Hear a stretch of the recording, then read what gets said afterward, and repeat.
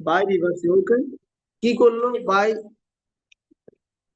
By affirming the order dated.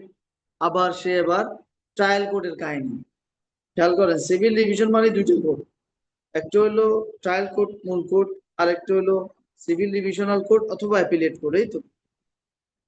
তার মানে পিছনে দুইটা কোর্ট থাকে, তার মানে আপনি কস্ট টাইটেলের দুইটা কোর্টের বয়ান দিতে হবে। প্রথমে হলো কারেন্টটা যেটার বিরুদ্ধে আসলাম, আর একটু পিছনেরটা। তাহলে এই দুইটা বয়ানকে কানেক্ট করবে দুটো ওয়ার্ড। হ্যাঁ, হ্যাঁ পিছনেরটা দিয়ে। হ্যাঁ, কেন এটা বুঝবেন, যখন অ্যাপিল এলাও হচ্ছে তাহলে রিভার্স হয়ে যাচ্ছে, অ্যাপিল যখন রিজেক্ট হচ্ছে অ্যাফার্ম হয়ে যাচ্ছে। এটা খুবই সোজা, আপনারা খালি এটা লিখে রাখবেন। এলাও হলে কি রিভার্স, রিজেক্ট হলে অ্যাফার্ম, শেষ। এটা তো বুঝবেনই। এলাও হওয়া মানে কি নিচের আর ইয়ে নাই, নাই এটা উল্টে ফেলছে, এটা কমন। রিজেক্ট হওয়া মানে কি একেবারে আপিল, আগেরটা বলাও তোমার আপিল হয় নাই, বুঝতে পারছেন? তো এটা হচ্ছে বিষয়। এই জন্য আপনি এখানে অনেকে, যেমন অনেক জায়গায় আপনারা এন্ড দেখবেন, দেয়ার বাই দেখবেন, ওগুলো যে মহামারী ভুল এরকম কিছু না, তবে আমরা সাজেস্ট করবো কি বাই অ্যাফার্মিং দ্যাট। যেমন judgment and order dated so and so, বা judgment and decree dated so and so, within ব্র্যাকেটে decree signed on so and so, passed by the learned district জাজ Barisal in title appeal number so and so. হ্যাঁ, হ্যাঁ, rejecting the appeal, বললাম rejecting the appeal by affirming the, judgment and order dated so and so, passed by the learned senior resistance জাজ বা joint যিনি হোক, in title suit number so and so, কি করলো সেটা, ঠিক আছে? তো এই জন্য আপনি এখানে এন্ড দেওয়ার দরকার নাই, বাই অ্যাফার্মিং দিবেন।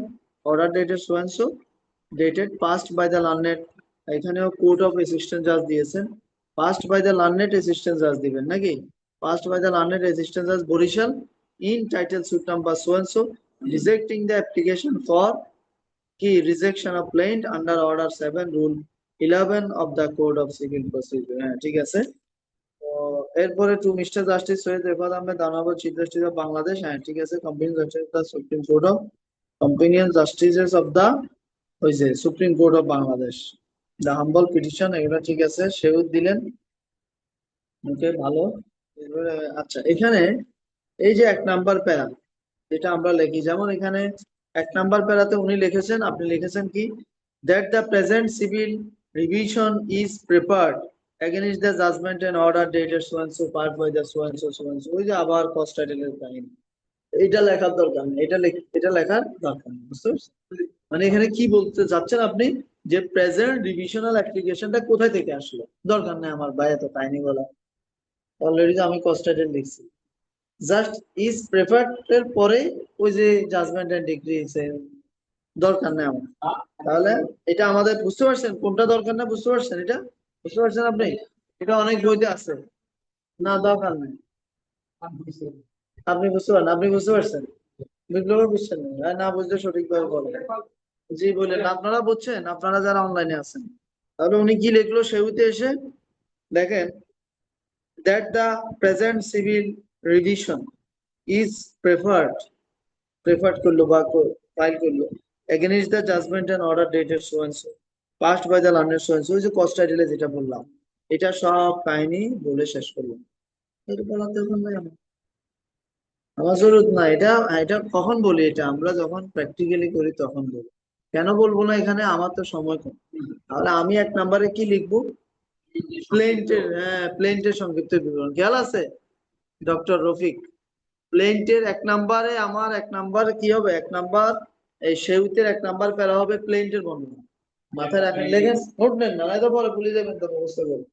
রফিক মিয়ারে তো ওই দিনও আপনি ছিলেন, আপনি ওই দিন ক্লাসে বলছেন এই কথা, এটা লেখা যাবে না। এখন আপনি বলতে পারেন বইতে তো আছে, এই জন্যই তো আপনারা আমি বলতেছি, আপনি বইতে আছে অসুবিধা না, আপনি ওইটারে স্কিপ করে দুইটারে এক করেন, প্লেন কোথায় আছে খুঁজে বাইর করেন। তাহলে 1 নাম্বারে কি আসবে, প্লেন্টের বর্ণনা, দ্যাট দ্য পিটিশনার অথবা opposite party as plaintiff file title suit number so and so for declaration of title in the code of so and so against the so and so, শেষ। বুঝে গেছে? তাহলে 1 নাম্বার সেউতের 1 নাম্বার বয়ান কি হবে, প্লেন্টের বয়ান, প্লেন্টের বর্ণনা লেখেন না, সুন্দর করে লেখেন না, পরে মনে থাকবে না তো। হ্যাঁ? ও আচ্ছা, বই তো আমার কাছে, খাতা আমার কাছে, অনেক সমস্যা হয়ে গেছে। হ্যাঁ, খাতা আমার কাছে হয়ে গেছে, তাই না? আপনার কাছে আছে? আপনার কাছে আছে? হ্যাঁ? কেন, আপনার খাতা কই? দেখেন, দেখতে হবে কি ভুল আছে, দেখতে হবে না। এটা পেজ দেন, পেজ দিয়ে লিখে দেবেন। এই, আপনারা কি বিষয়টা বুঝতে পারছেন? এই বাইরে আমাদের অনলাইনে যারা আছে, ধর আপনি একটা পেজ দিন। আচ্ছা, হ্যাঁ, তাহলে এই কাহিনী দেওয়ার দরকার না। 1 নম্বরে সেউত হবে আমাদের প্লেন্টের বর্ণনা। ওকে, খুবই সিম্পল ভাবে প্লেন্টের বর্ণনা দিবেন, দ্যাট দ্য পিটিশনার অথবা দ্যাট দ্য অপোজিট পার্টি, অর্থাৎ কে প্লেন্টিভ, কে যে প্লেন্টিভ হবে তার কথা, দ্যাট দ্য অপোজিট পার্টি অথবা that the petitioner as plaintiff filed title suit number so and so. সব বইতে আছে, জাস্ট মনোযোগ দিয়ে শুনেন। যে কে, আমার কথা বাংলা আমি বলি, যে কে কে বাদী হয়ে কোন কোর্টে কি চেয়ে কার বিরুদ্ধে মামলা করলো।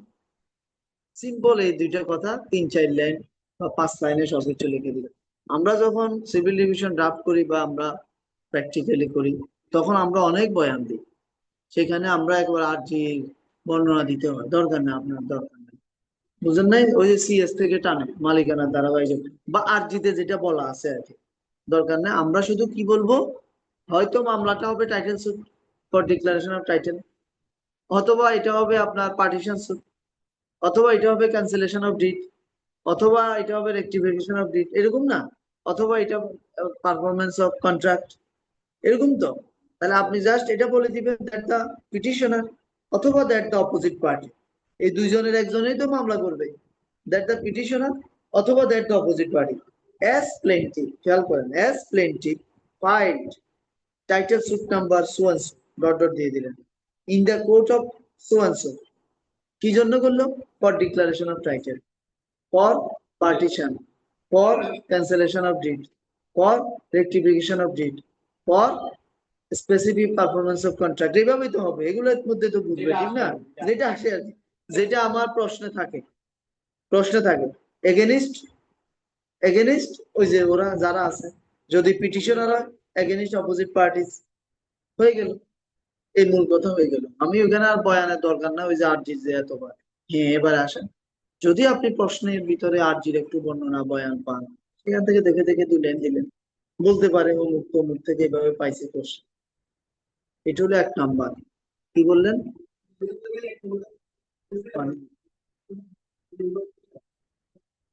হবে, যেটা হবে এটা আপনি এটা বুঝবেন তো ভাই। এটা দুই, এবার আমার কথা হলো আপনি 1 নম্বরে প্লেন্টের বয়ান দিবেন, এবার আপনার প্রশ্নে যেখানে থাকবে, এটা যদি 14 নম্বরে থাকে, এখান থেকে 1 নম্বরে আনেন। এটা হলো কথা। বুঝা গেছে?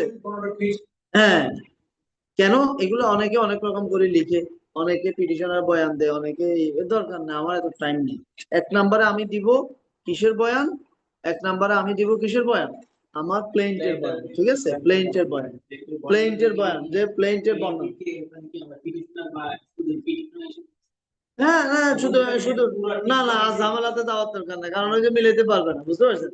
আপনি যে, হ্যাঁ হ্যাঁ, ইয়েস, আপনি যেটা বলতে চাচ্ছেন যে পিটিশনারের তো আরো অনেক পরিচয় থাকে, অ্যাপিলেন্ট থাকে, এর আগে অ্যাপিল করে, মূল মামলায় প্লেন্টিভ থাকে, প্লেন্টিভ অ্যাপিলেন্ট পিটিশনার, এভাবে হয় না? অথবা ডিফেন্ডেন্ট রেসপন্ডেন্ট পিটিশনার, না দরকার নাই, ওইটা শুধু পার্টিস নেমের মধ্যে দিবেন, ওইটা পার্টিস নেমের মধ্যে আবার ওইটা লাগবে, ওইটা দিবেন, ওইটা দেওয়াটা হচ্ছে বেস্ট। পার্টিস নেম এখানে শুধু পিটিশনার অপোজিট পার্টি, এবং পরবর্তী সবাই দেন, পরবর্তী যত জায়গায় বলবেন শুধু পিটিশনার অপোজিট পার্টি, ঠিক আছে? পিটিশনার অপোজিট পার্টি পাবে। এই জন্য তো আমি বললাম দ্যাট দ্য পিটিশনার অথবা দ্যাট দ্য অপোজিট পার্টি, বাকিগুলো বলবো না। তবে ওইটা কোথায় বলবো? ওই যে পার্টিস নেমের সময়, তখন বলতে হবে, তখন বলাটা জরুরি। আরেকটা বিষয় হলো, আশা করি আপনারা সুন্দরভাবে লিখতে পারবেন। যদি কখনো মনে হয় যে না ভাই, আমি বুঝতে পারতেছি না এ কি প্লেন্টিভ না ডিফেন্ডেন্ট, বা আমি বুঝতে পারতেছি না এটা কি অ্যাপিল করছে না এ করছে, আছে না অনেক সময় মাথাটা গোলাই যায়, দরকার নেই আপনি তাহলে শুধু পিটিশনার লেখেন, ভুল লেখার দরকার নেই। ওইটা লিখতে গিয়ে হয়তো প্লেন্টিভ এর ডিপেন্ডেন্ট বানাবেন, অ্যাপিলেন্ট কে রেসপন্ডেন্ট বানাবেন, জজ সাহেবের কবুল এ তো কিছুই বুঝলো না, নাকি? এ তো প্রশ্নই বুঝলো না। তাহলে আমার ওইদিকে ওই লাইনে যাওয়ার দরকার নেই। যদি আমি কনফার্ম হই যে আমি বুঝছি এই লোকে বাদী, আমি বুঝে গেছি এই লোক আপিলেন্ট, তাহলে আমি সেখানে লিখবো প্লেনটিভ অ্যাপিলিয়েন্ট পিটিশনার। আর যদি দেখি যে আমি কনফিউজ আছি, কোনো কারণে কনফিউজ হইতেই পারেন, ঠিক না, তাহলে দরকার নাই, শুধু পিটিশনার। বুঝলেন? এই আচ্ছা, আর এটা হচ্ছে ভিতরে অলওয়েজ পিটিশনার অথবা অপোজিট পার্টি, যেভাবে বলেন। তাহলে 1 নাম্বার বয়ান আমরা কি দিব? প্লেন্টের বয়ান। বুঝা গেছে? এবার আসেন আপনার প্লেন্টের বয়ান কি আছে আমরা দেখি। দ্যাট দ্য অপোজিট পার্টি, তাহলে আপনার 2 কে 1 বানায় দিচ্ছি। আজকে আমরা রফিক ভাইয়ের বই খাতা তো এট এ টাইম সবগুলো ধরা কঠিন, একটা ধরে আগাচ্ছি আর কি, তাও তো বুঝতেছেন না আপনারা ভুল ভ্রান্তি গুলো আবার কোথায় কি আছে। হ্যাঁ, ঠিক আছে। তাহলে কি করা যায়, আপনি ইয়ে করেন, খাতাটা যারটা তার সাথে রাখেন নাকি, তাহলে আমার মনে হয় ক্লিয়ার হবে। পরে আমি আবার দেখে দিব এটা কার, এটা ধরেন। তাহলে আপনি সাথে সাথে লেখেন আপনারটা কেমন আছে। তাহলে সেউতে আমরা কি বললাম? 1 নাম্বারে প্লেন্ট। এবার দেখেন আপনার 1 নাম্বারে প্লেন্ট আছে কিনা। আপনারা যারা লিখেছেন আপনাদের 1 নাম্বারে প্লেন্ট আছে কিনা দেখেন, প্লেন্টের বর্ণনা আছে কিনা। যদি 1 নাম্বারে প্লেন্টের বর্ণনা থাকে এটা দিবেন, আর অন্য বর্ণনা কেটে দেন, দরকার নেই, আমার বাড়তি আলাপের দরকার নেই। বুঝা গেছে? আসেন, এই যে 2 কে 1 করে দিলাম রফিক ভাই। দ্যাট দ্য অপোজিট পার্টি, এই যে আসছে অ্যাজ প্লেন্টিভ, আসছে ইনস্টিটিউটেড। হ্যাঁ, ভালো, খুব ভালো শব্দ দিয়েছে। ইনস্টিটিউটেড মানে কি? এটা হলো সিভিলের শব্দ, কারণ ইনস্টিটিউশন অফ সুট আছে না। অর্ডার কত? ইনস্টিটিউশন অফ সুট অর্ডার কত? অর্ডার কত? তাহলে তো নিয়ে যাবো ইনস্টিটিউশন অফ সুট অর্ডার 3 না 4? 3 তে আছে, হ্যাঁ। অর্থাৎ এটা হচ্ছে আমাদের সিভিলের ভাষা, এই জন্য ইনস্টিটিউটেড। ওকে, ফাইন। আর যদি দেখেন যে ভাই আমি ইনস্টিটিউটের বানান করতে পারবো না, লিখতে পারবো, দরকার না, আপনি ফাইল লেখেন, তাও এটা ভুল করি আমরা, ঠিক আছে। আসলে ইনস্টিটিউটের বানানে ঝামেলা হইতে পারে, হ্যাঁ, তাহলে দরকার নাই, আপনি ফাইল লেখেন সহজ ভাবে, এটা ধরবে না। তবে ইনস্টিটিউট হলো বেস্ট। ওকে, as plaintiff instituted suit, হ্যাঁ, a suit being title suit number dot dot, হ্যাঁ, of dot dot for permanent injunction, এই যে হয়ে গেল, against the dependent petitioner হয়ে গেল, হ্যাঁ, in the learned assistant judge Barishal, শেষ। ওই যে যেটা বললাম, তাহলে কে তার বিরুদ্ধে কোথায় কি চেয়ে মামলা করলো, এই কথাটা কি লিখে যাবে? ভুল হবে? এটা 1 নাম্বারে আনবেন। ওকে, গেল, এটা হলো প্লেন্ট। তাহলে আপনারা সেউতে দেখেন, 1 হলো প্লেন্টের বর্ণনা, 2তে আসেন, 2তে হলো কিসের বর্ণনা? না, 2তে হলো রিটেন স্টেটমেন্টের বর্ণনা, জবাব। প্লেন্টের বর্ণনা দিচ্ছেন, ক্রনোলজিটা বুঝেন না, স্বাভাবিক। প্রথমে জবাব, আপনি আরজির বর্ণনা দিচ্ছেন, কে আরজি ফাইল করলো, মামলা করলো, কার বিরুদ্ধে, এরপরে কি আসে? এরপরে কি আসে? এদিকে তাকান, আমার দিকে তাকান, ওইদিকে না, আরজির পরে কি আসে? জবাব। এগুলো তো কমন সেন্স, তাহলে আপনি ক্রনোলজি বলবেন না তো। এরপরে কি আসে? জবাব। তাহলে এবার কি লিখবেন? আমরা এবার আপনাদেরকে আমি প্রশ্ন করবো, আপনারা এখন বই থেকে চোখ আমার দিকে তাকান। এবার আপনাকে আমি প্রশ্ন করব যে প্রথম প্যারায় প্লেনটি আমরা কি দেখলাম? আমরা দেখলাম opposite party as plaintiff instituted the suit. ওকে, এবার আমি বলবো আপনাকে, আপনি এবার 2 নম্বর প্যারা আমাকে লিখে দেন।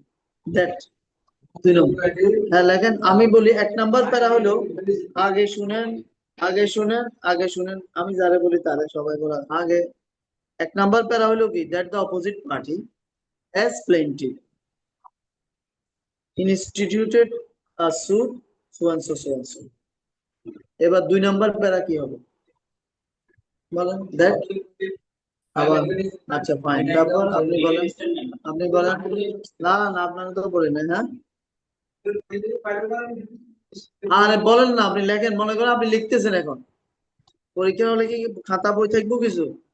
তখন তো লিখতে হবে না একটা পর একটা, তো বলেন 2 নম্বর প্যারাটা বলেন কি? দ্যাট, বুঝতেছেন? আবার তা দেখি দেখি বলেন, আপনি দেখি দেখি কেন বলতেছেন? তাহলে তো এদিকে তাকায় বলতেছেন, দেখি দেখি বলছেন তো বুঝি বলেন না, এটা তো না দেখে বলতেন, তাহলে বুঝতে হবে, না বুঝি তো আলাপ করে লাভ নাই, বইতে তো সব আছে। তাহলে কেন বুঝতে পারলেন? আপনি আপনি বলেন কি হবে? কেন বুঝা যাচ্ছে না কথা? প্রথম আপনি, বিপ্লব সরকার, বলেন কেন বুঝেন না? এত সহজ বিষয় আছে। আমি আদিব সরকার, কি হবে মানে বুঝতে, প্রশ্ন বুঝছেন? হ্যাঁ, জবাবের ইয়েটা দেন, বয়ানটা লেখেন। আচ্ছা, ওকে। আচ্ছা, আর কি আপনারা, আপনি আপনি বলছেন আপনিও বলে দিতে পারেন। আচ্ছা আপনি বলেন। হ্যাঁ ঠিক আছে। আচ্ছা বলেন।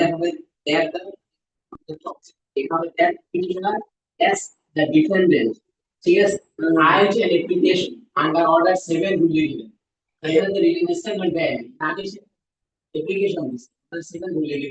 হ্যাঁ আচ্ছা না ওইটাতে পরে যান, ওইটাতে পরে যান, অসুবিধা নেই। আপনি যেটা বলছেন এটা আরো পরের ধাপের কথা বলছেন। হ্যাঁ ওইটাতে পরে যান, আপাতত হইলো আপনি ওই পর্যন্ত থাকেন, কি দিছে না দিছে ওইটা থাক। মনে করেন রিটেন স্টেটমেন্টে দিছে, সেটার বয়ানটা কিভাবে হবে? দ্যাট দা হ্যাঁ That the petitioner as the defendant as defendant file written statement. কেন হবে এটা? কেন হবে এটা? হ্যাঁ মানে পিটিশনার কেন হবে? ওনারা তো অপোজিট পার্টি বলছে সবাই। ওনারা তো সবাই বলছে যে দ্যাট দ্য অপোজিট পার্টি, ওনারা তো বলছে that the opposite party ফাইলড written statement. ঠিক না? আপনারা সবাই অপোজিট পার্টি বলছেন বা সমর্থন দিচ্ছেন, এখন আপনি বলছেন that the petitioner petition as dependent. কেন পিটিশনার হবে? তো এখানে তো আমরা যে প্লেন্টিফ ছিল সেখানে অপোজিট, হ্যাঁ প্লেন্টিফ ছিল হ্যাঁ সেটা একটু অপোজিট, সেরকম বললে আমরা যে রিটেন স্টেটমেন্ট দিলে সেটা তো ডিফেন্ডেন্ট, এখানে তো পিটিশন। এখন আপনি তো এটা কমন একটা বিষয় যে 1 নাম্বার প্যারাতে আমরা বললাম that the opposite party as plaintiff. 1 number বলে আসছি না? তাহলে যে as plaintiff file title suit so and so বলে আসলাম না? এবার 2 নাম্বার প্যারাতে আবার দ্যাট দ্য অপোজিট পার্টি হয়, কি হবে? দ্যাট দ্য কি হবে? দ্যাট দ্য তাহলে পিটিশন হবে। তো আপনারা এটা বলতে পারলেন না কেন? কেউ তো বলেন না, সব তো অপোজিট পার্টি বলছেন। বুঝেন না? হ্যাঁ আপনারা বুঝতে পারেন না, হয়তো আমার প্রশ্নটা বুঝতে পারেন না বা উত্তরটা যেভাবে দেওয়ার দরকার সেভাবে দেন না। হ্যাঁ আপনার কেমনি? না অপোজিট পার্টি কেন হবে?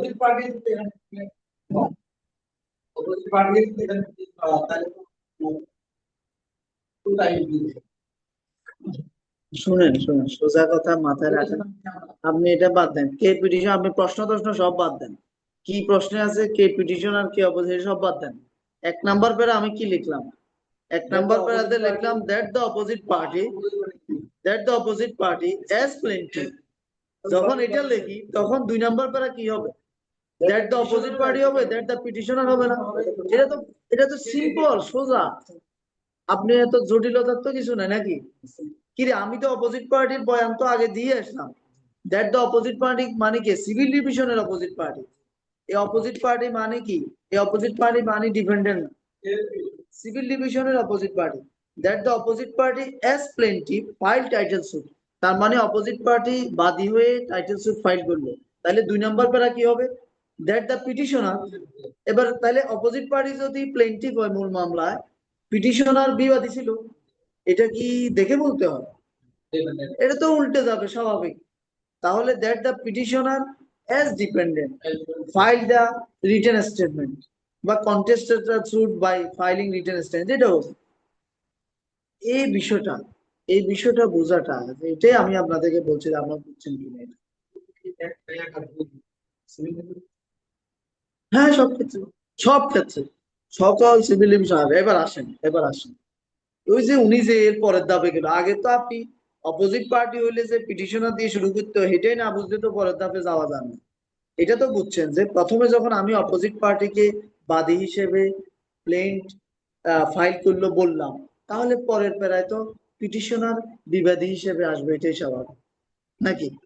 অপোজিট পার্টি যদি বাদী হিসেবে মামলা করে তাহলে এর পরের প্যারায় কি পিটিশনার বিবাদী হিসেবে রিটেন স্টেটমেন্ট বা যেটা যেটা করার করবে, এটাই তো। এবার আসেন, আপনি ওই উনি যেটা বললেন যে অনেক সময় রিটেন স্টেটমেন্ট তো নাও দিতে পারে, আছে না?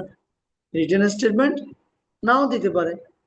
যেমন মনে করেন যে এই মামলাটা, এই মামলাটাই মনে করেন যে আমি, আমার কথা হলো চলে না, তাহলে আমি কি এখানে রিটেন স্টেটমেন্ট দিব? একটা মামলা যদি মনে করি যে চলে না বা আইন দ্বারা বাড়িত, আমি কি রিটেন স্টেটমেন্ট দিব? আমি তো আগে আইন দ্বারা যদি বাড়িত হয় বা রিজেকশন অফ ক্লেইমের কোনো জায়গায় পড়ে, তাহলে আমি তো আগে ওই অ্যাপ্লিকেশন দিব হাজির হইয়া নাকি? এটা না, কথাটা বুঝেন? তাহলে সেই মামলা কি আর 2 নাম্বার বয়ান আসবে? ওই যে আপনি যে প্রশ্নটা করলেন সকল সিভিল ডিভিশনের ক্ষেত্রে কি এই দুইটা প্যারা আসবে কিনা, তাহলে সকল সিভিল ডিভিশনের ক্ষেত্রে প্লেন্টের বয়ান তো থাকবে, কারণ প্লেন দিয়ে তো একটা সিভিল ডিভিশন হবে। আর হলো দ্বিতীয়টার ক্ষেত্রে রিটেন স্টেটমেন্টের ক্ষেত্রে আপনার যদি প্রশ্নে দেয়া থাকে অথবা এই যে এই মামলাতে যেমন রিজেকশন অফ প্লেন্টের ক্ষেত্রে, তাহলে তো আমি তো অ্যাপ্লিকেশনে দিয়ে দিলাম, আমি তো রিটেন স্টেটমেন্ট দিচ্ছি, তাহলে অ্যাপ্লিকেশনের বয়ান আসবে। বুঝা গেছে? তো এটা ডিপেন্ড করবে কিছুর উপরে, আপনার প্রশ্নের উপর, যে সকল মামলায় যে আপনি রিটেন স্টেটমেন্ট থাকবে বিষয়টা এমন। তাহলে আপনি বুঝবেন কিভাবে? বিশেষ করে থাকবে না কখন, ওই যে রিজেকশন অফ প্লেন্টের মামলা থাকবে, কিন্তু অন্যগুলোতে নর্মালি থাকবে, বলবে। আর যদি আপনি নাও বলেন তাহলে আপনি দিতে পারেন, দিতে অসুবিধা নেই, রায় ডিক্টেট করে। তাহলে এই দুটো প্যারা আপনি কমনলি দিতে পারবেন এক্সেপ্ট রিজেকশন অফ প্লেন্টের ক্ষেত্রে। তাহলে আপনি প্রশ্নটা দেখবেন যে প্রশ্নের মধ্যে এটা কি আছে, সেই আলোকে আমার ক্রনোলজিটা আসবে। বুঝা গেছে? তাহলে প্রশ্নের মধ্যে প্রথমে থাকবে প্লেন, তো থাকবেই। প্রশ্নের মধ্যে জবাব দেওয়া থাকতেও পারে, নাও থাকতে পারে। হ্যাঁ, তাহলে আপনি সেইভাবে দিবেন। তো নর্মালি আপনার ডিগ্রির বিরুদ্ধে সবগুলাতে কি হয়, জবাব হয়, কন্টেস্ট করে, এরপরে গিয়ে আপনার রায় হয়। Civil suit.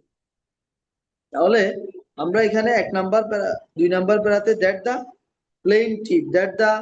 প্লেনটিভ opposite party case in short. হ্যাঁ, এবার আসেন এই যে আরেকটা বয়ান দিচ্ছে, এই যে ইন শর্ট। হ্যাঁ, এই যে আপনি যেটা দিচ্ছেন, যেমন এটাও দিবেন না, না এটা দিবেন না, ঠিক আছে? হ্যাঁ, plaintiff opposite party case in short is that the plaintiff opposite party is the original owner of the possession of the suitland and homestead and cannot be acquired under এত সম্পত্তি। হ্যাঁ, কথাটা বুঝছেন? এটা এখন আসেন, এটা আপনি কখন দিবেন? যদি দেখেন যে আপনার প্রশ্নের ভিতরে কিছুটা বয়ান আছে, সেক্ষেত্রে দিবেন। আর আপনি তো নিশ্চয়ই কিছু লিখতে পারবেন না এটার উপর, ওই যে আহ, মানে আরজির বর্ণনা। যদি দেখেন যে আপনার এখানে যে আরজির একটা বর্ণনা আছে, যে কি কথা বলে বলে ঘটনা আছে, তখন এটা দিয়ে দিবেন। তখন এটাও 1 নাম্বার প্যারাতে আরজির সাথে দিয়ে দিবেন। that the opposite party number so and so as plaintiff filed title suit number so and so, হ্যাঁ, against the so and so in the court of so and so alleging inter alia that, কথা একটা আছে না, alleging inter alia that দিয়ে ওই বয়ান, কি বয়ান বুঝায়? আরজির বয়ান। এটা কোথা থেকে? যদি দেখেন যে আপনার প্রশ্নের ভিতরে আছে, নাহলে তো আপনি এই বয়ান দিতে পারবেন না, দিতে গেলে উল্টাপাল্টা হবে, ঝামেলা হবে, দরকার নেই। যদি দেখেন যে আপনার প্রশ্নের ভিতরে ডিটেলস নাই, আপনি ওই সংক্ষিপ্ত for for for declaration of title, for injunction, for permanent injunction, for partition, শেষ। আর যদি দেখেন যে একটু বয়ান আছে, অ্যালেজিং ইন্টার এলিয়া দ্যাট, ওটা লিখে দিন, শেষ। তাইলে এই 3 নাম্বার প্যারাও রফিক আহমেদ মজুমদার, এটাও চলে যাবে ওই একের ভিতরে, প্লেন্টের। অর্থাৎ এখানে প্লেন্টের বয়ান দিচ্ছে, এত লিখে আপনি লিখতে পারবেন না, বুঝতে পারছেন? তাহলে আমার 1 নাম্বার হলো প্লেন্টের বর্ণনা। প্লেন্টের বর্ণনা, সেখানে আমরা সংক্ষেপে লিখবো কে কার বিরুদ্ধে কোথায় মামলা করলো, কি চেয়ে মামলা করলো। আর যদি আমি প্রশ্নের ভিতরে যে আরজির একটু বর্ণনা পাই, সেটাও আমি দিয়ে দিই, অ্যালেজিং ইন্টার এলিয়া দিয়ে, দেখে দেখে, শেষ। 2 নাম্বারে গিয়ে আমি দেবো রিটেন স্টেটমেন্টের বয়ান। হ্যাঁ, রিটেন স্টেটমেন্টের বয়ান। এরপরে এবার আসেন 3 নাম্বারে। 3 নাম্বারে গিয়ে কি দিবেন এবার বলেন? আপনার কাহিনী আপনার ধরেন, আপনার ইয়ে শেষ। হ্যাঁ, আপনারটা দেন। হ্যাঁ, 3 নাম্বারে গিয়ে কি দিবেন? হ্যাঁ, 3 নাম্বারে না, 3 নাম্বারে এবার আসেন। 3 নাম্বারে আপনি ট্রায়াল কোর্টের বর্ণনা, যে আপিল তো হইলো পরে, ট্রায়াল কোর্টের বর্ণনা, আরজি, জবাব, এরপরে কি আসবে? রায় আসবে। আরজি জবাবের পরে কি আসবে? সাক্ষীর জবানবন্দি দিয়ে রায়, সাক্ষীগুলা, কথাটা বুঝছেন? তো তখন আপনি 3 নাম্বারে গিয়ে দিয়ে দিবেন যে সাক্ষীর এবং রায়ের বর্ণনা, কিসের? ট্রায়াল কোর্টের। এরপর 4 নাম্বারে গিয়ে হবে আপিল কোর্টের বর্ণনা, এই যে ক্রনোলজিটা। তাহলে আপনারা ক্রনোলজিটা মাথায় রাখেন, ক্রনোলজিটা নেন। দেন 1 নাম্বারে, 1 নাম্বারে হইলো আপনার প্লেন্ট, 2 নাম্বারে হইলো রিটেন স্টেটমেন্ট, 3 নাম্বারে হইলো ট্রায়াল কোর্টের বর্ণনা, 4 নাম্বারে হইলো আপিল কোর্টের বর্ণনা। সিভিল ডিভিশন মানে তো 2টা কোর্ট আছে, একটা হলো ট্রায়াল কোর্ট, একটা হলো আপিল কোর্ট। বুঝা গেছে?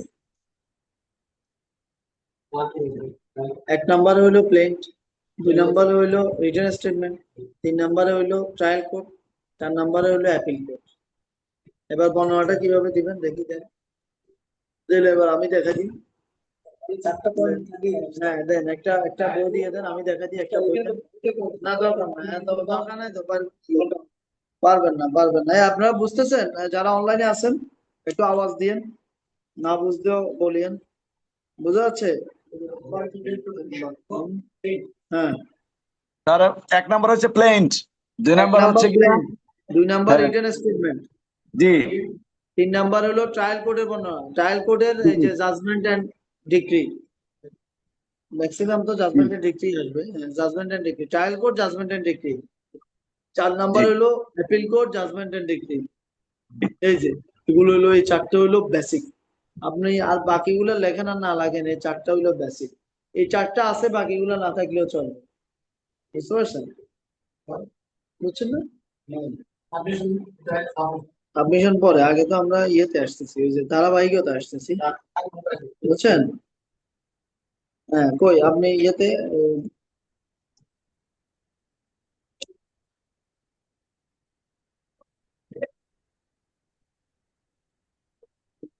একটা একটা দেন, একটা সিভিল ডিভিশন একটা ধরা দেন। হুম।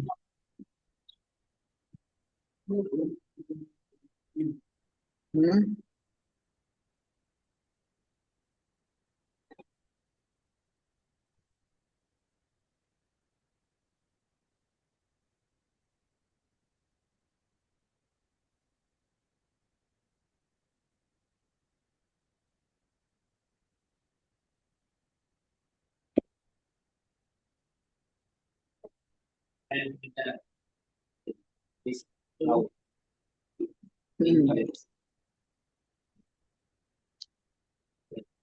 হ্যাঁ, কি বলেন? রেলওয়েতে এখানে আপনার অ্যানেক্সার দিয়ে জাজমেন্টের আর কোনো বর্ণনাই দেয় না। এগুলো হবে না, এগুলো মুশকিল হবে।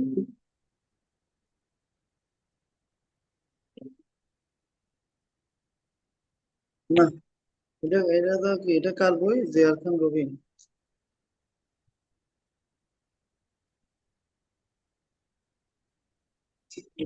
দেখি দেন, আরেকটা দেন, এটা তো হবে না। দেন, ওইটা ধারণাটা কোনটা? না না না, আপনারটা ওইটা দেন তো দেখি।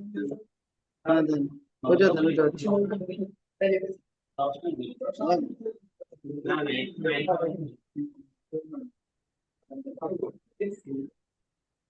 ওইটা দেন। তো এটা ইয়ে ওই ভেঙে দেন, ওইটা জায়গাটা করুন। আবার ইয়ে করবেন। যেটা লিখছেন এটা দেন না, আরে আপনার।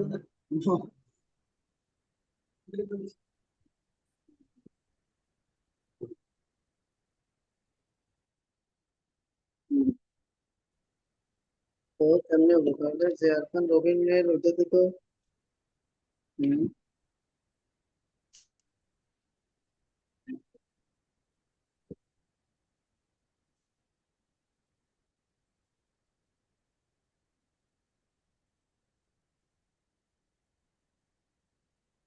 এগুলো কি অর্ডার এগেনস্টে?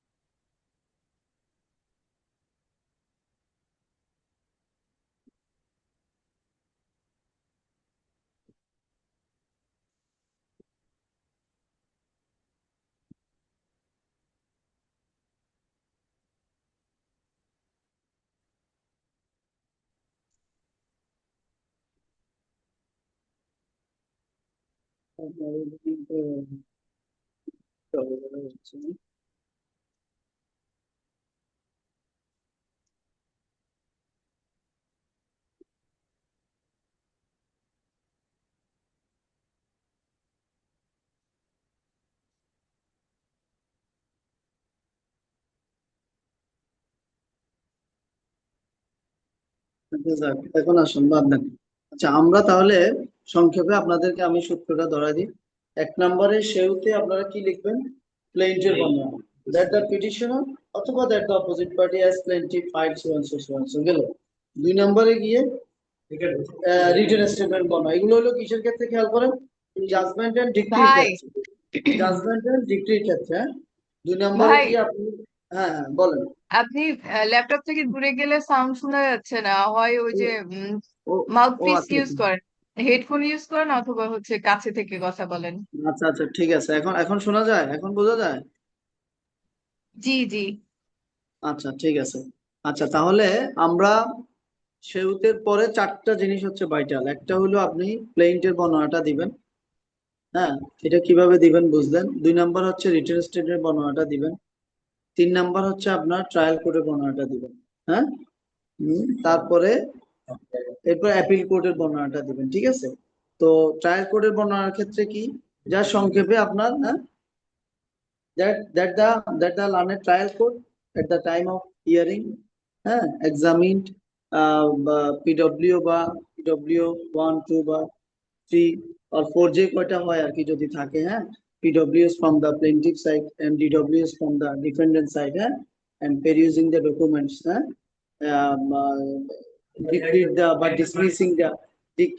dismissing the after hearing the parties common কথাবার্তা আছে এগুলো প্রত্যেক বইতে পাবেন after hearing the parties perusing the documents decreed the suit বা dismissing the suit একটা কিছু হবে নাকি decreed the suit অথবা dismiss the suit by judgment and decree dated so and so trial কোর্টে জাস্ট 15টা দিকে হ্যাঁ হয়তো ডিক্রিড হলো না হলে ডিসমিসড হলো এই তো by his judgment and decree বা dated so and so simply এরপরে আপনি এরপরের প্যারাতে চলে যাবেন that being aggrieved by and dissatisfied with the said judgment and decree যেটা বলে আসলাম aggrieved স্বাভাবিক যেহেতু অ্যাপিলে যাবেন aggrieved হতে হবে that being aggrieved by and dissatisfied with the said judgment and decree সব বইতে পাবেন আপনাদের সামনে বই থাকলে দেখেন সব বইতে পাবেন হ্যাঁ যে অর্থাৎ ট্রায়াল কোর্ট সংক্রান্ত যে trial court after perusing the records অথবা আপনার after hearing the parties এরপর examining the witnesses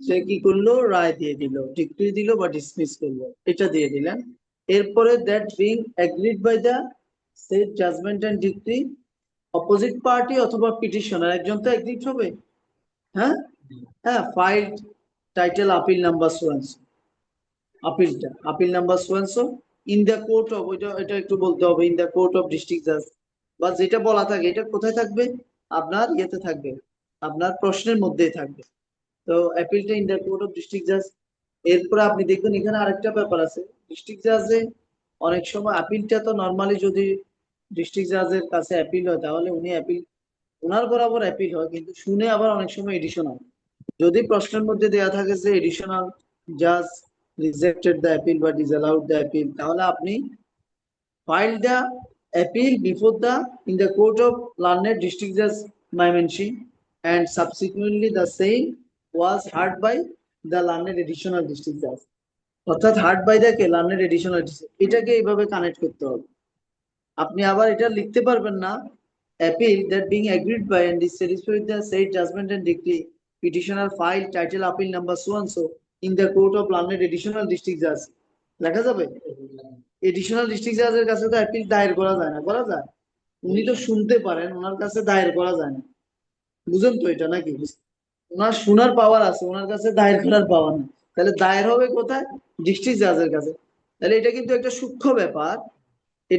সূক্ষ্ম ব্যাপার এটা হয়তো বা অনেকে ইগনোর করবে অনেকে আপনাকে হয়তো বলে দিবে প্রশ্নের ভিতরে যে আপনার অ্যাপিলটা ডিসমিস করছে কে এডিশনাল ডিস্ট্রিক্ট জাজ ময়মনসিংহ বলবে না তাহলে আপনি তো বুঝছেন যে হ্যাঁ আমি তাহলে অ্যাপিলটা ফাইল করলাম কোথায় এডিশনাল ডিস্ট্রিক্ট জাজের কাছে কিন্তু অ্যাপিল তো আসলে এডিশনাল ডিস্ট্রিক্ট জাজ বরাবর ফাইল হয় না ফাইল হয় কোথায় ডিস্ট্রিক্ট জাজ বরাবর সেটা আপনার ট্রান্সফার হয় ওনার কাছে হিয়ারিং এর জন্য যায় নাকি ওনার পাওয়ার এক্সারসাইজ যদি এরকম থাকে আপনি তখন এটাকে এইভাবে লিখতে হবে file in the court of learned district জাজ so and so and subsequently the same was district আমি পয়েন্টটা ধরাতে পারলাম না পয়েন্টটা বুঝতে পারলাম না বুঝেন না কেন আপনারা তো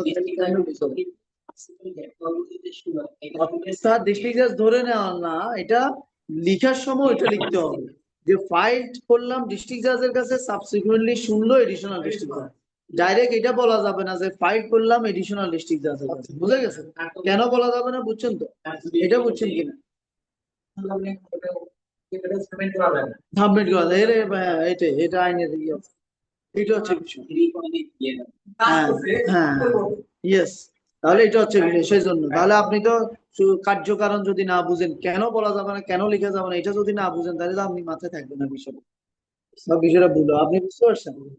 ওকে, তাহলে সে দ্যাট, যেমন দেখেন আমরা এখানে কি লেখে, that being agreed by and highly dissatisfied with the aforesaid judgment and decree, the defendant as appellant preferred an appeal, একই কথা, preferred বলেন বা filed বলেন, অসুবিধা নাই, appeal in the court of London district judge Mymensingh being title appeal number so and so। তাহলে district জাজের কাছে করলাম। আর যদি আপনি প্রশ্নের মধ্যে দেখেন যে আপনার অ্যাপিলটা ডিসমিস করছে এডিশনাল ডিস্ট্রিক্ট জাজ, তাহলে subsequently the same was heard by the additional district জাজ and disallowed by the same after hearing the same, the said appeal disallowed by the learned additional district judge so and so by his judgment and decree dated so and so। বুঝে গেছে? তাহলে এটা হচ্ছে appellate কোর্টের বয়ান। আমার কথা হইলো প্রত্যেক বইতেই এই বয়ানগুলা পাবেন, এগুলা একটা বই থেকে সুন্দরভাবে দেখে নিবেন। দেখে আপনার মাথায় থাকতে হবে, ভাই আমি সেউতে গিয়ে আমি লিখবো চারটা জিনিস, একটা হলো প্লেইন্ট, একটা হলো রিটেন স্টেটমেন্ট, একটা হলো ট্রায়াল কোর্টের বর্ণনা, একটা হলো অ্যাপিল কোর্টের বর্ণনা। এর বাইরে কোনো কাহিনী আমি লিখতে রাজি না। আমার যদি সময় থাকে তখন দেখা যাবে, আর আল্লাহ উকিল বানাইলে তো। বুঝা গেছে? এরপরে আসেন, হ্যাঁ 5-6 গিয়ে আবার সাবমিশন, একটা সাবমিশন দিবেন, বেশি দরকার নাই, একটা একটা। এখানে তো আমরা তো নিয়ম হলো গিয়ে সব সাবমিশন আমরা দিই, দিয়ে পরে গ্রাউন্ডসে যায়, দরকার নেই। একটা সাবমিশন আপনি কি করবেন, কমন একটা সাবমিশন দিয়ে দিবেন। আর যদি পারেন একটা প্রশ্ন থেকে যদি নিতে পারেন, থাকবে একটা দুইটা থাকবে, সেখান থেকে একটা। ওকে, এরপরে চলে যাবেন আপনি ইয়েতে, কোথায়, ওই যে দ্যাট বিং এগ্রিড বাই জাজ যেটা আছে আমাদের, হ্যাঁ হ্যাঁ সেখানে চলে যাবেন। হ্যাঁ সেখানে চলে যাবেন সাবমিশন ইয়েতে, হার্মলি prayed that you lost your dear bigness to person, ওই যে অর্ডার অফ সোয়ানসো সোয়ানসো। এই জন্য আপনার যে এই অনেক সময় আপনি দেখবেন অনেক বইতে, অনেকগুলাতে দেখছি খুব শর্ট করে ফেলছে, আবার অনেকগুলাতে খুব ইলাবোরেট করে ফেলছে। তো আপনারা এই চারটা রেখে এরপরে সাবমিশন যে কয়টা পারেন, মিনিমাম আমাদের কথা হইলো সাবমিশন গ্রাউন্ডস মিনিমাম 3টা আর ম্যাক্সিমাম 5টা, ঠিক আছে? এর বাইরে যাওয়ার দরকার নেই। হ্যাঁ এর বাইরে বেশি যাওয়ার দরকার নেই। হ্যাঁ 3টা হলো মিনিমাম, হ্যাঁ 5টা হলো 4টা, এর বাইরে যাওয়ার দরকার নেই, বুঝতে পারছেন? এর বাইরে কি, এর বাইরে যাওয়ার দরকার নেই, মনে থাকবে। আচ্ছা এরপরে আসেন আমাদের এই এই যে আপনার সেউতের মধ্যে যে ক্রনোলজির কথা বললাম, এখন এই ক্রনোলজিটা আপনি যদি একেবারে কিচ্ছু বুঝলেন না, তাও আপনি লিখতে পারবেন না এটা? আপনি কিছুই বুঝলেন না, লিখতে পারবেন না? হ্যাঁ পারবেন। জি জি পাবো। পারবেন না? আপনি কি এই 3টা কথা লিখে ফেলতে পারবেন একেবারে না দেখে লিখে? এইটা প্র্যাকটিস করি, এই জন্য আপনাদেরকে লেখা এখানে এনে এনে, বুঝতে পারছেন? এবং এটা মাথায় রেখে যে ওইখানে আপনার লেখা। এবার আসেন আপনি, আপনারা civil division judgment and decree, civil division দুই ধরনের, একটা হলো অর্ডার, একটা হলো ডিক্রি। তাহলে সিভিল ডিভিশনে জাজমেন্ট এন্ড ডিক্রির জন্য 3টা কমন গ্রাউন্ডস মুখস্থ করে দেবেন। কমন গ্রাউন্ড দেখবেন একেবারে প্রত্যেক জায়গায় আপনি কমন গ্রাউন্ডস পাবেন। কি লেখে আপনি, এই যে কি লিখবো দেখেন, for that the learned court below failed to apply his judicial mind in passing the judgment and decree, and thus he committed an error of law resulting in an error।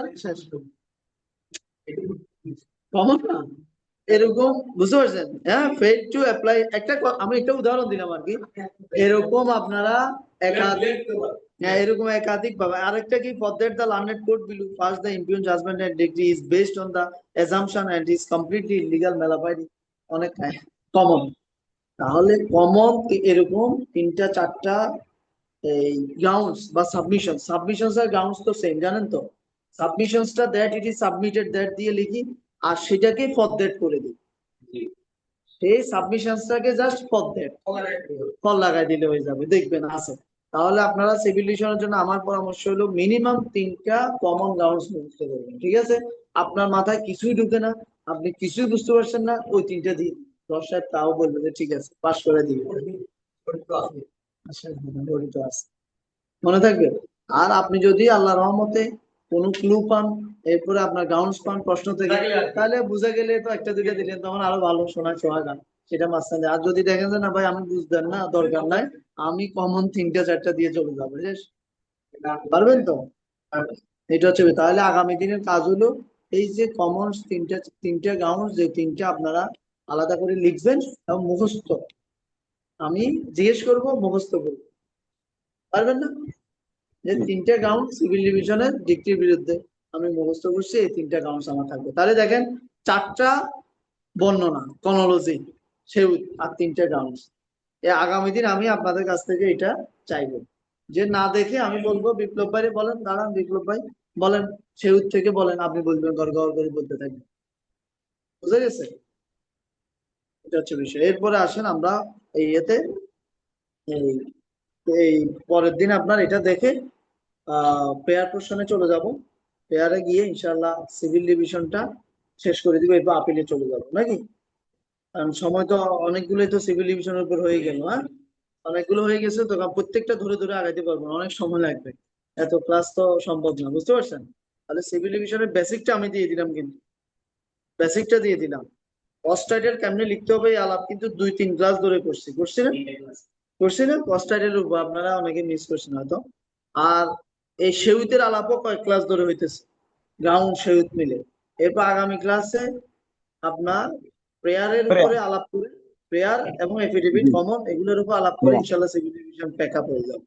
আর হলে আপনাদেরকে কাজ দিব, আপনারা লিখতে থাকবেন, ঠিক আছে? এরপরে আপিলে চলে যাবো নাকি?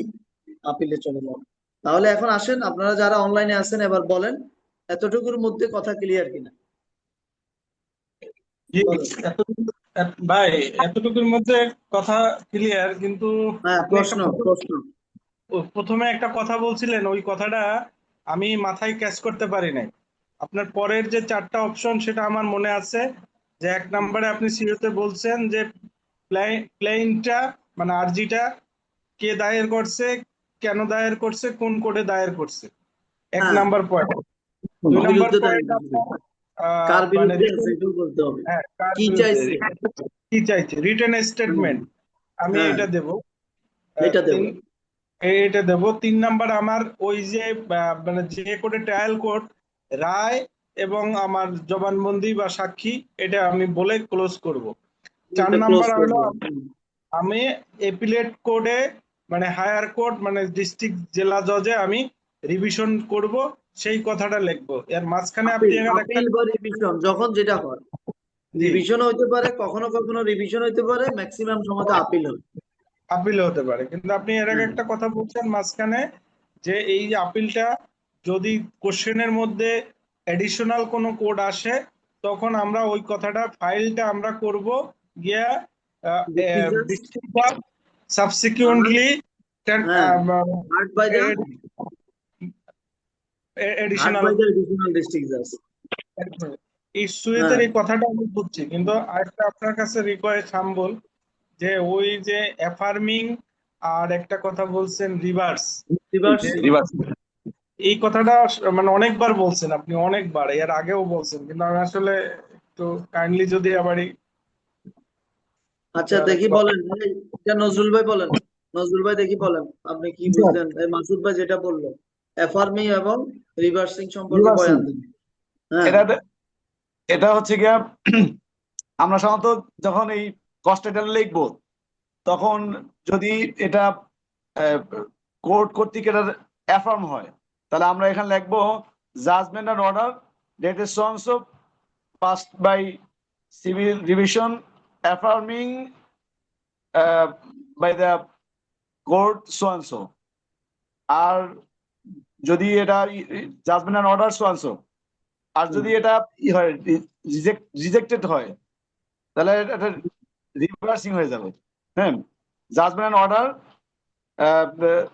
dated so and so passed in civil division so and so of so and so by the district judge. আচ্ছা শুনেন, এত কথা বললে তো বুঝবে না, সংক্ষেপে বুঝাইতে হবে লোকজনকে নাকি? দুটো শুনেন বিষয়। নজরুল ভাই, ভালো কথা বলছি। আচ্ছা বুঝতে পারছি, এখন শুনেন দেখি ইয়ে বলেন তো, আর কে বলবে সহজ ভাষায় বলেন তো, অ্যাফার্মিং আর রিভার্সিংটা বুঝাই দেন সহজ ভাষায়। কে বুঝাই দিবে আপিল দেখি? আপিল আপিল যদি এলাও হয় তাহলে রিভার্স হবে, আপিলটা যদি নামঞ্জুর হয়, ডিসএলাও হয়, রিজেক্ট হয়, তাহলে এফার্মিং হবে। এই যে সুন্দর কথা, সহজ শর্ট। কথা। নজরুল ভাই সহজ, এই যে শর্টলি। এবার আসেন হ্যাঁ মাসুদ ভাই। মাসুদ ভাই বুঝেন না, এত কথা বলার দরকার নাই। নজরুল ভাই মূল কথা হইলো, আমরা যে আপিলটা করলাম, হ্যাঁ হ্যাঁ আপিলটা এলাও করলো। এলাও যদি হয়, এলাও মানে কি? এলাও মানে আর আপনার, আপনি যে রায়ের নিম্ন বিরুদ্ধে আদালতে আসছেন সেই অর্ডারটা রায় থাকলো আছে, না। সেই রায় থাকলো। এলাও রিভার্স মানে হয়ে সেই রায় নাই, সেই রায় কি করলো? উল্টিয়ে দিল। রিভার্স উল্টিয়ে হয়ে দিল, গেল। রিভার্স রিভার্স হয়ে করে গেল। ফেললো সোজা। হ্যাঁ। তাহলে হ্যাঁ আপিল এলাও মানে reverse By reversing, by reverse, reversing the judgment and order dated so and so, judgment and decree dated so and so. আচ্ছা, একটু যদি এবারে কি হইতে পারে? এরপরে কি হইতে পারে? আপিল রিজেক্ট হইতে পারে, আপিল রিজেক্ট হইতে পারে। তো রিজেক্ট হওয়া মানে কি?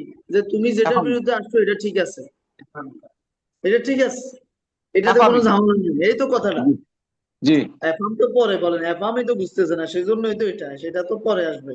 যে বলছে আমরা আপনার অ্যাপিলটা রিজেক্ট করলাম, যে তুমি যে রায় এবং ডিক্রির বিরুদ্ধে আসছো ওই রায় এবং ডিক্রি ঠিক আছে, এটা এটা খণ্ডানোর মতো কিছু নয়, চেঞ্জ হওয়ার মতো কিছু। তার মানে কি? এটাকে অ্যাফার্ম করে দিল।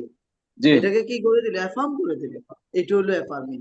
তাহলে সংক্ষেপে মাসুদ ভাই লেখেন, আপনার যে আপনার অ্যালাউ হলে, অ্যালাউ, অ্যালাউ মিনস হলো কি? Reversal, reversing. অ্যালাউ হলে অ্যালাউইং, কি? রিভার্সিং। আর রিজেক্ট অ্যাফার্মিং।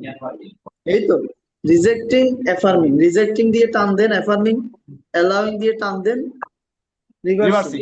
হয়ে গেল। তাহলে মনে থাকবে যে অ্যালাউ, অ্যালাউ হলে রিভার্স করে। এখন কেন? কারণ অ্যালাউ মানে উল্টে দিছে, আর রিজেক্ট কেন? অ্যাফার্মিং, রিজেক্ট মানে হলো এটাকে আরো কনফার্ম করে দিল যে তোমার আপিল চলবে না, ওই রায়টা সঠিক। অ্যাফার্ম করে দিল, নিশ্চিত করে দিল। এতটুকু বুঝা গেছে মাসুদ ভাই? জি জি বুঝছি। এটা লিখে রাখেন, আর যখন ওই যে পড়বেন কস্ট টাইটেল দেখবেন, তখন এই কথাগুলো আসবে দেখবেন। অনেকে জি আবার সেটিং এসাইড লেখে, সেটিং এসাইড লেখার দরকার না, এইভাবে লিখবেন, আমরা যেভাবে বলি এইভাবে।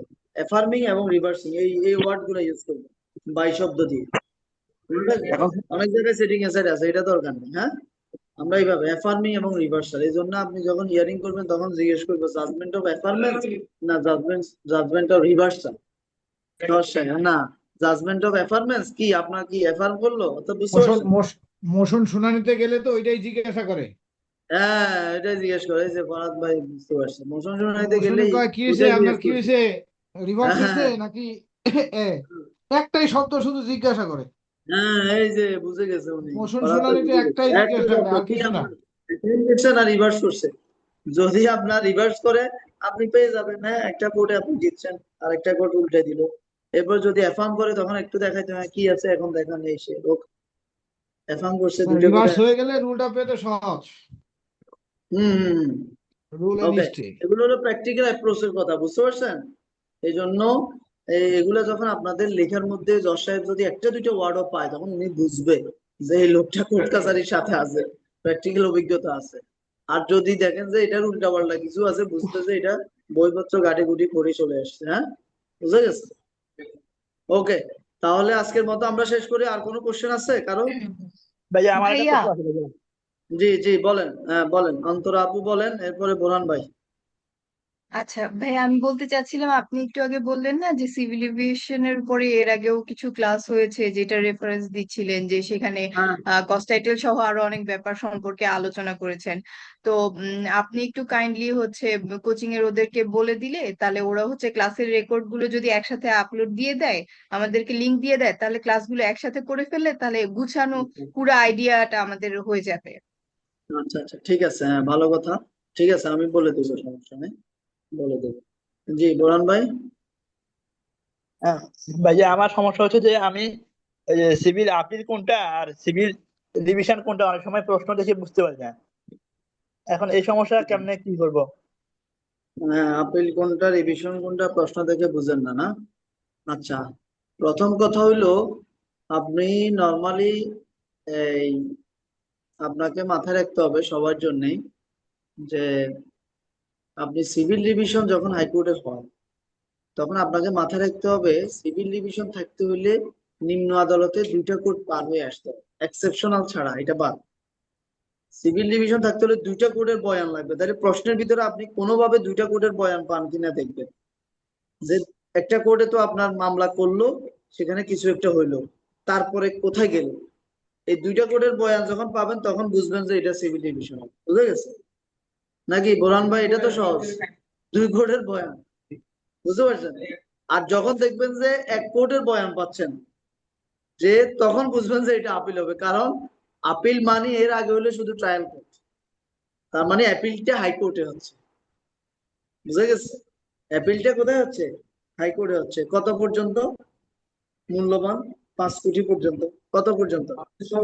5 কোটি। 5 কোটি পর্যন্ত কোথায়? ডিস্ট্রিক্টে। 5 কোটির পর থেকে সিঙ্গেল বেঞ্চের সাথে 5 কোটি 1, 5 কোটি 5 কোটি পর্যন্ত ডিস্ট্রিক্ট যাবে। তাহলে সেখানে যদি মূল্যমান দেওয়া থাকে, বোরহান ভাই, মূল্যমান দিলে আপনি যখন দেখবেন যদি কোনোভাবে সুটের সুট ভ্যালু দেওয়া থাকে, যদি দেখেন যে মূল্যমান দেওয়া আছে 5 কোটির উপরে, তাহলে তো বুঝে গেছেন এটা আপিল হবে কোথায়?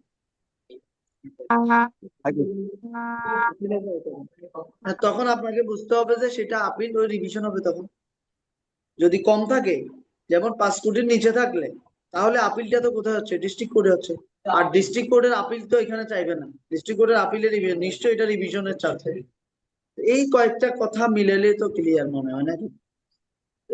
এগুলো সূত্র আর কি, এই কয়েকটা জিনিস সূত্র। বোরহান ভাই বুঝে গেছে? জি জি জি। হ্যাঁ, বুঝবেন, একটু কয়েকটা কথা মাথায় রাখেন, এরপরে যখন প্রশ্নগুলো পড়বেন আর আমার এই কয়েকটা কথা মিলাবেন তখন বুঝে যাবেন। প্রশ্নগুলো পড়তে হবে, প্রিভিয়াস কোশ্চেন গুলো পড়েন, হ্যাঁ, উত্তরগুলো দেখেন, কোশ্চেনটা পড়েন, উত্তরগুলো দেখেন, বুঝে যাবেন ইনশাআল্লাহ। প্র্যাকটিস। ঠিক আছে, তাহলে আর কারো কোশ্চেন আছে? হ্যাঁ, অনলাইনে আর কারো কোশ্চেন নাই? আপনাদের কারো কোশ্চেন আছে? বলেন। হুম হুম। না, ওইটা দিয়ে তো, ওইটা তো হইলো মেরিটের কথা, ওইটা দিয়ে তো এটা কি আপিল না এটা রিভিশন, এটা তো বোঝা যাবে না। না, উনি যেটা বলছে যে প্রশ্ন থেকে আমি বুঝি না এটা কি আপিল হবে না রিভিশন হবে, ওইখানে তো আর এটা বোঝা যাবে না। হ্যাঁ, সাবমিশনে গিয়ে আপনি রিভিশনের ক্ষেত্রে দেখাইতে হবে এরার অফ ল। টার্মটা কি? Error of law, resulting an error occasion resulting an error in the decision occasioning failure of justice. তার মানে এরার অফ ল, আইনগত ব্যত্যয়। রিভিশনের ক্ষেত্রে শুধুমাত্র আইনের ব্যত্যয় দেখাইতে হবে, ঘটনার ব্যত্যয় দেখাইলে হবে না। আর আপিলের ক্ষেত্রে হলো আইনের ব্যত্যয়, ঘটনার ব্যত্যয় সব দেখাইতে পারবেন, প্রয়োজনে এডিশনাল সাক্ষীও দিতে পারবেন। অ্যাপিল হলো আপনার কন্টিনিউশন অফ দা ট্রায়াল। বুঝতে পারছেন? এটা অ্যাপিলটাকে কন্টিনিউশন অফ দা ট্রায়াল হিসেবে ধরা হয়। এখানে আপনি ঘটনা কোনো কিছু বাদ গেলে সেটাও আনতে পারবেন, নতুন ঘটনাও দিতে পারবেন, ঘটনার ব্যত্যয় ঘটলে সেটাও দিতে পারবেন, আইনের ব্যত্যয় দিতে পারবেন। ফ্যাক্টস এবং ল দুইটাই কিসে? আপিলে। এটা হলো গ্রাউন্ডস এর কথা, সাবমিশনস এর কথা, ইন্টারনাল আপিল এবং রিভিশনের পার্থক্যের কথা। আর রিভিশনের ক্ষেত্রে অনলি কি relating to the error of law, সেখানে ঘটনার কথা বললে হবে না, সেখানে নতুন ডকুমেন্টস দিয়ে দেওয়া যায় না। সেখানে হলো 2টা কোড কোথায় ভুল করলো, আইনগত ভুল, সেটা দেখ, সেটা আপনি যখন গ্রাউন্ডস, এগুলো ডিপের কথা, এটা দরকার নাই, এটা হলো ডিপের কথা। আপাতত সেটা আপনি প্র্যাকটিক্যালি এগুলা বাইর করবেন। আপাতত মাথায় রাখেন যে আপনার প্রথম প্রশ্ন বুঝে বুঝতে হবে এটা কি আপিল হবে না রিভিশন। নাম্বার 1 হলো এটা, নাকি? যে প্রশ্নটা বুঝে, যে পড়ে বুঝা যে এটা কি রিভিশন, এটা। এরপরে সেকেন্ড হলো, যদি আমি ধরে ফেলি যে আপিল হবে, তাহলে আপিলের তো ফরম্যাট অনুসারে লেখা, রিভিশন হলে রিভিশনের ফরম্যাট অনুসারে। এবার ফরম্যাট অনুসারে লিখতে গিয়ে আপনি তো ওই যে দুনিয়ার কাহিনী লিখতে তো আর এফিডেভিট পর্যন্ত যাইতে পারবেন। সেজন্য আমি আজকে শর্ট করে দিলাম যে আমি parties name, cost title, then আমি plain written statement, trial court, appeal court, একটা সাবমিশন, গ্রাউন্ডসে চলে যাব, 2টা কমন গ্রাউন্ডস দিব, পেয়ারে চলে যাব, এফিডেভিটে চলে যাব, শেষ। বুঝতে পারছেন? এই হলো কথা।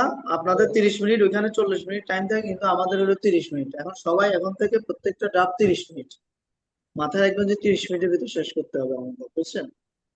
আমরা 30 মিনিটের জন্য টার্গেট, যদিও আরো টাইম লাগবে। কিন্তু আমরা 30 মিনিটের জন্য আমরা নিজেদেরকে প্রস্তুতি করবো, প্রস্তুতি করবো, ঠিক আছে, নিজেদেরকে প্রস্তুত করবো 30 মিনিট।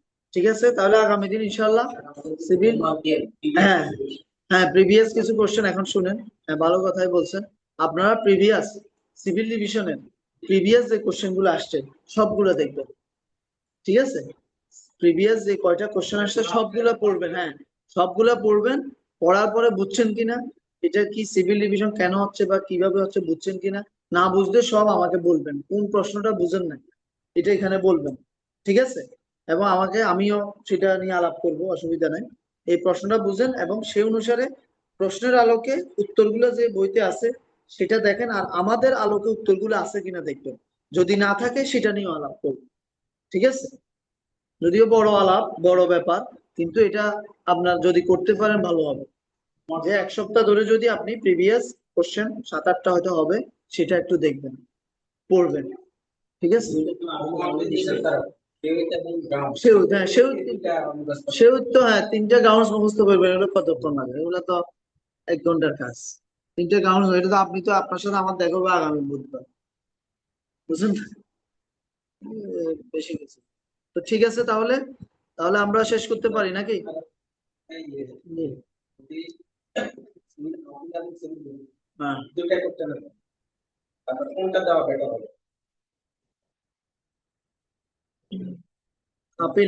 আপিলটা ভালো হবে, আপিল দিলে ভালো হবে। আপিলটা ছোট, হ্যাঁ আপিলটা ভালো হবে। না শেষ হয় না এখনো, আপিলটা দিলে ভালো হবে, আপিলটা হলো সহজ। আর যদি অ্যাপ্লিকেশন থাকে তখন তো একটু বাড়বে, তখন সিভিল ডিভিশন, তখন সিভিল ডিভিশনটা দেওয়াই ভালো হবে। জি। তো ঠিক আছে, তাহলে আগামী দিন ইনশাল্লাহ দেখা হবে।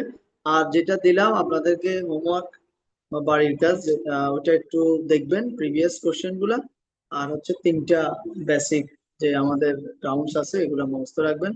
তো সবাই ভালো থাকেন, ইনশাল্লাহ আগামী ক্লাসে দেখা হবে। আসসালামু আলাইকুম।